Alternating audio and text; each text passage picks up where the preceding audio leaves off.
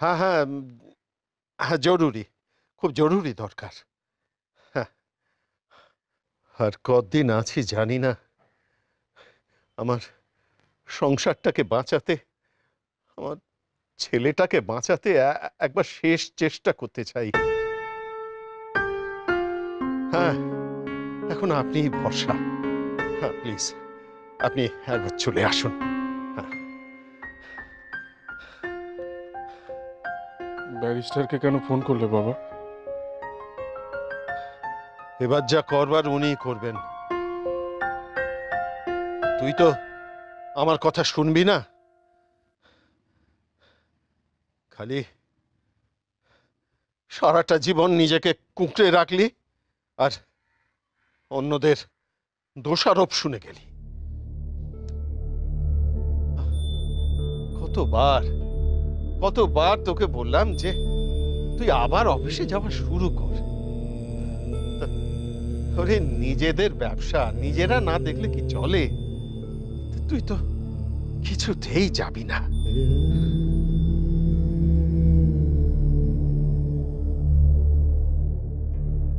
বাবা, কেন আমি অফিসে যাই না?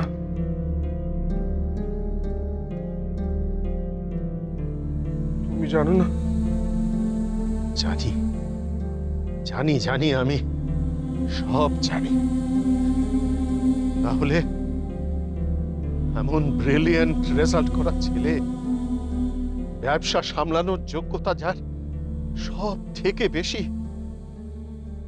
তাকে এমন ঘরে বসে থাকতে হয়,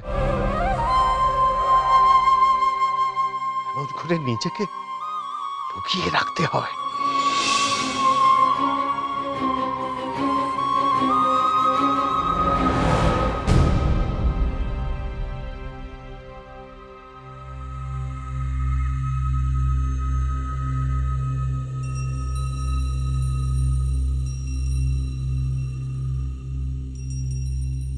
প্রচুর লস হচ্ছে এই প্রজেক্টটায়। এভাবে চলতে থাকলে বছরের শেষে তো কোম্পানির ভরাডুবি হয়ে যাবে। ধীমান বাবু তো দেখলেন, কিন্তু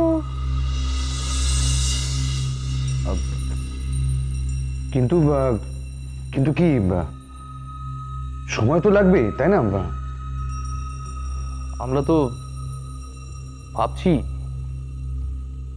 এইভাবে বললাম আর হয়ে গেল, হয় নাকি? হ্যাঁ, দেখুন, লস হওয়াটা তো খুব স্বাভাবিক। আমাদের আদার এক্সপেন্সেস খুব হাই। আমরা যে এনজিওটা চালাচ্ছি সেখানকার মানুষদের দেখভাল করার যা না এক্সপেন্সেস, আননেসেসারি এক্সপেন্সেস অনেক বেশি। অন্য খাতে আমাদের অনেক বেশি খরচ হচ্ছে।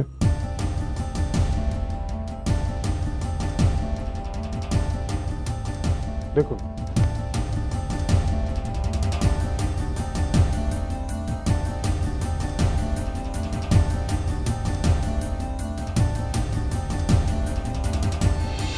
দেখতে জমদূতের মতন, তবে কাজটা উনিই জানেন। সেই ওনাকে না দেখালে এটা বন্ধই করে দিতে হতো।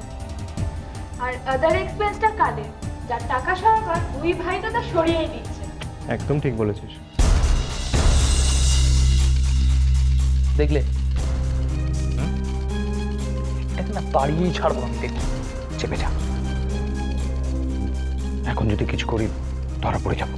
না না, যা করার পরে করবো। সহ্য হচ্ছে না তো আমার, অসহ্য লাগছে তো এবার।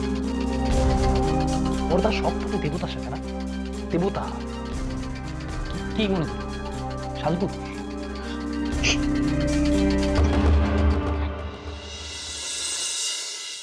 কেন কেন তোর এত বিদ্যে বুদ্ধি থাকা সত্ত্বেও এমনটা হলো? যার মাথা উঁচু করে বেঁচে থাকার কথা ছিল, সে কেন লুকিয়ে থাকবে? কেন এমন করে পালিয়ে বেড়াবে? কি অবস্থা, তাকিয়ে দেখেছিস তোর বোনটার দিকে?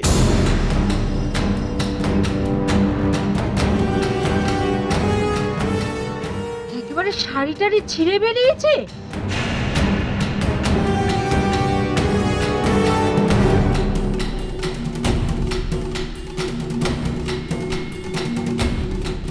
ছিছি শেষ কথা শম্ভুর সঙ্গে রাত কাটিয়েছে তোর বোন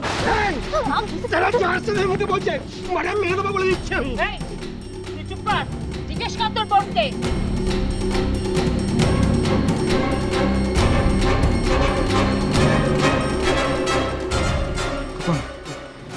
চল চল এখান থেকে চল। আরে ওই তো শম্ভুদা তো ভিতরেই মাটিতে পড়ে আছে। ছি ছি ছি ছি ছি ছি ছি ছি ছি ছি ছি।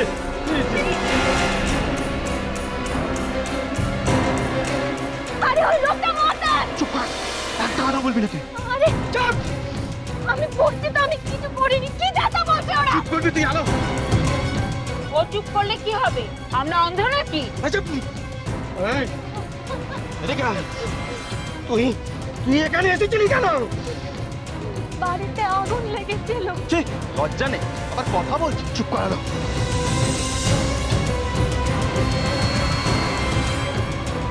দেখো শম্বর ভয় নিজেরাই হয়তো মেয়েকে এখানে পাঠিয়ে দিয়েছে।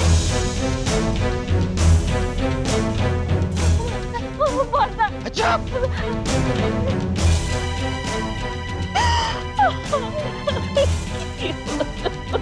ভাবো শেষ পর্যন্ত শম্ভুর সঙ্গে রাগ কাটিয়ে কিছু করিনি। নষ্ট হয়ে গেল তোদের বোন। শুনছ তোমরা? ও কিছু করেনি।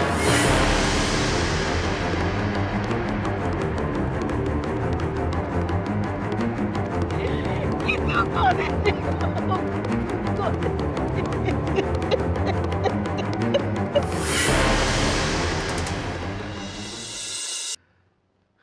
তোর মার খুব ইচ্ছে ছিল তুই বড় মানুষ হবি, তোকে আমরা ভালো করে রাখবো, কিন্তু এ কি হয়ে গেল? তার কথা তো আমরা রাখতে পারলাম না রে। তো ছোট মা আর ভাইয়েরা মিলে হ্যাঁ, ওর ছোট মা আর বাড়ির অন্য সবাই মিলে ঠিক করেছে যে ওই মেয়েটি মানে ওই ভাগ্নির সঙ্গে অংশুর বিয়ে হবে। কি? না না না, এ হতে পারে না। ওই রকম একটা দুশ্চরিত্র মেয়ের সঙ্গে তোমার ছেলে যেন কত সচ্চরিত্র, ভুলে গেছো যে ও একটা রেপিস্ট?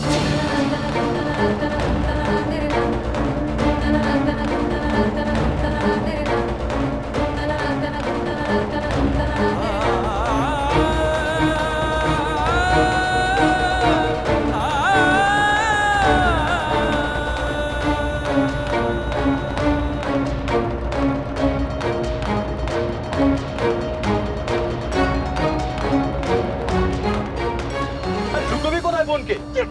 যা হবার হয়ে গেছে। মুখ দেখাবে কি করে? ঘরে নিয়ে বসবে, ঢেকে রাখতে পারবি তো?